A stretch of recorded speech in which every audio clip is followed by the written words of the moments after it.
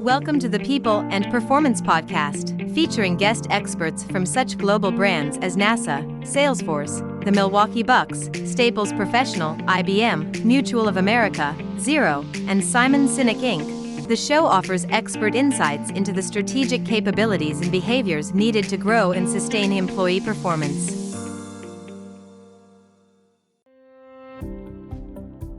Welcome to this episode of the People and Performance Podcast. Hey, this is Chris Bjorling, People and Performance Podcast host and president at Fidello Inc. In this episode of the People and Performance Podcast, we hear from Dr. Sue Haywood, president and owner at Human Resources Blueprints Limited, and an associate professor of organizational behavior at Queen's University. Sue's career includes service with the Canadian Armed Forces and HR roles within healthcare, government, and Fortune 500 companies. She serves on the HRPA board of directors, volunteers with the Great Dane rescue, and is the proud mom of a preschooler. Well, Banham and I hope you enjoy the conversation we had with Sue. And if you do, please remember to like, comment, and subscribe. Dr. Sue Haywood, welcome to the People and Performance Podcast today. It's great to see you, Bill, and thank you so much for the invite. I love having these discussions with you about these important topics.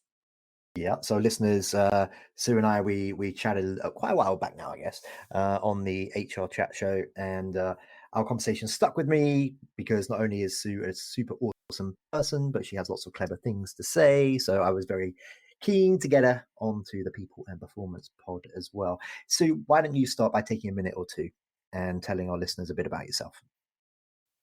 Sure. So I am sort of a patchwork of careers at the moment. I do teach organizational behavior at the Smith School of Business at Queen's University in Kingston, Ontario. And I also work as a consultant. Basically, what I've done is taken all the amazing things that I've learned from the leaders and fabulous people that I've worked with over my career and kind of put them into stack them up in a way that I can share this advice with others and provide the solutions that maybe people aren't thinking about to grow their business, to make their business more successful, and to really get more from their employees by treating their employees as humans. So you were recently featured on the HR Like a Boss show. In it, you discussed how HR and leaders can help deliver the work environments that employees are looking for. Can you expand on it? Can you give us your take? Yeah, it sounds really complicated, but it's really a lot more about changing the mindset, predominantly from the employer side. There was a time when we all thought like, oh, so-and-so is so lucky to be able to work for us. They'll do whatever they can to keep their job working for us because, everybody wants to work for us and because we're such a great company or brand or what have you. But demographically and socially, the world has changed an awful lot. And it really, smart employers now are looking at it far more as a relationship, not a transaction, not adversarial, but really a true partnership of how can we and employees work together to create the best possible outcomes. I mean, companies hire employees because of their knowledge and abilities. And yet so many companies spend their energy assessing and monitoring employees on things that are relevant to the job task, such as, what time did they sit down to the desk? Where are they working from? Did they do 7.5 or 8 hours consecutively? Things that actually don't tie to the performance outcomes that the companies are seeking, where smarter companies have realigned to say, all right, what is it that we want this employee to be doing? What is their expertise? And how can we best structure so that we get what we need as a company and the employee gets what they need as a person to be able, and the environment that they need to be able to do the best work possible. Love it. Thank you very much. You also speak quite a lot about the benefits and the logistics of remote working. What are some of the challenges, however, to developing leaders when so much time today is spent working remotely? Absolutely. So I think the big one is sort of connectedness and wellness. One of the challenges with remote work is that social aspect, that feeling connected to the people that you work with and the company that you work for, as well as finding balance. I mean, a lot of people actually do more work when they work remotely than they do in a traditional office environment. So it's helping people still have that break between work life. Whether they believe in work-life balance, work-life integration, regardless of the philosophy that anyone subscribes to, it's really about they still need time to be them as a person, to be, them as a friend, them as a partner, them as a parent, them as a whatever role, the neighbor, whatever role they play, as well as them as an employee. And, I think it's really about setting the tone and giving people permission of remote work does not mean working 24 hours a day.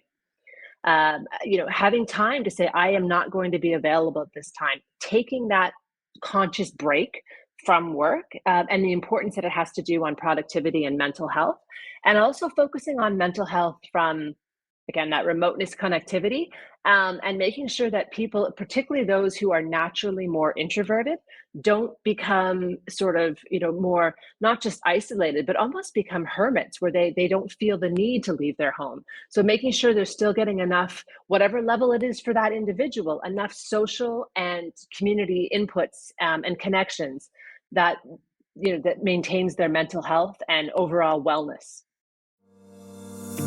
The People and Performance Podcast, supported by Fidello Inc., is dedicated to offering tips and expert insights into the strategic capabilities and behaviors needed to establish, grow, and measure the performance of employees. If you enjoy the show, why not subscribe and give us 5 stars through your favorite podcast app?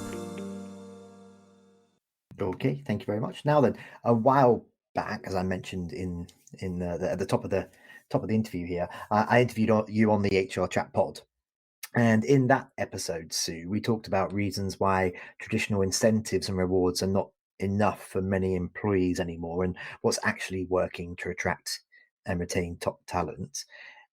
How can top performers be incentivized to move into leadership roles? Because a lot of employees don't necessarily want to do that anymore, and they're quite happy working remotely, being autonomous, focusing on their own thing, maybe having a little bit of gig work on the side. So how can corporations incentivize and encourage those high performers to move into more senior roles? Yeah, it's a tough one. And I think there was a time when you were sort of a doer or a manager, and that worked for a time period. But what's challenging about that model now is a lot of people do what they love, and they sort of avoid this idea of, I don't want to be a manager or a leader because I can no longer do what I love. This is particularly true of, scientists, of, people, or sometimes in financial roles as well, people that are doing technical work that they love.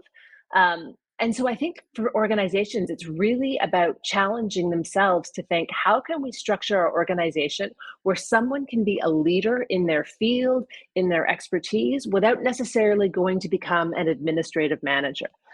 I've worked with a number of biotech firms, and that's really a lot about the work that we've been doing, is restructuring them so that there are leadership roles on the technical side as well as leadership roles on the administrative management side, and really showing people that there are different career paths that you can grow and become a leader in the organization.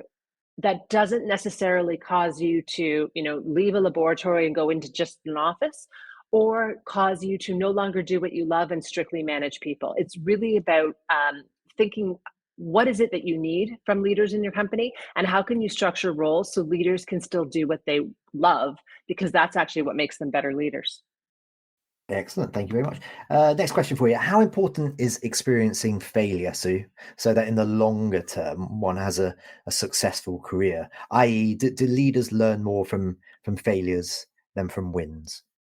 I'm a firm believer that that is absolutely true. Maybe that's a sign that I fail too much in my life. But I actually think it's important, not just from a stress management capacity of being able to deal with failure, overcome adversity, but I also think it's we do learn from failures. We do learn from bad leaders. We learn from challenging situations. And sometimes the lesson of what you don't want to do or don't have as an outcome is actually more valuable and stickier than the lessons around what has worked well and what you have enjoyed. I think that that's something that business people and HR people struggle with is, when we go through our training, whether it be academic or on the job training, we really learn about excellence and perfection and getting it right the first time and all of those models, where I think the people that go through a more scientific regime are actually at an advantage, right? It's completely normal within the culture of the sciences to do an experiment that doesn't have the outcome that you thought. I mean, how many great innovations in history have come from essentially failures? So I think it's really about understanding that every opportunity is a chance to learn and to grow. And in a lot of ways, the outcome is not nearly as important as the journey. So I do think that for leaders to be truly great, they need to experience failure and be able to lead through that, to become resilient to that, and to help others to do the same. I would concur. Okay, now the next two questions that we are going to ask of you are questions that Chris and I ask of all of our guests on this show. Okay, so don't worry if you repeat yourself a little bit from answers that you've previously given. The first is one I'm going to challenge you to answer in 1 minute or less. Sue, what, Bill? Don't do it to me. So here it goes. In 1 minute or less, can you share one piece of advice or some direction that you were given by a mentor, leader, or colleague that inspired you to perform at a higher level in your career? It's funny, I was thinking about this, and it's kind of a strange example, so bear with me. But I remember when I was first in the military and learning, early on how to be a junior naval officer. I was given the advice of never screw up, pay your leave. And at the time, it seems like a very practical thing to remember, and it stuck with me. But as I've grown and spent more time thinking about that advice and developing my own leadership style, it's really, I've seen it as an oversimplified advice that actually deals with the bigger problem of anytime that you're asking somebody to do something for you, make sure they're getting from you what it is they need out of the arrangement. And so it's really challenged me as a leader and as a professional, whether it's teaching, whether it's consulting, or whether it is actually leading and managing people, of, okay, in this relationship, we're always in there's always a power differential, there's always needs on both sides. How can I best help people get what they need from the relationship, which is, in actuality also helps me achieve what it is that I'm trying to achieve from it? Okay, I'd say that was about a minute. Good work, Sue. Next question. Take your time. Don't rush this one. From a culture and people processes perspective, Sue, what does a high-performing company mean to you? Oh, it's funny. There's days when I wonder which term is more overused, high performing or fast pace.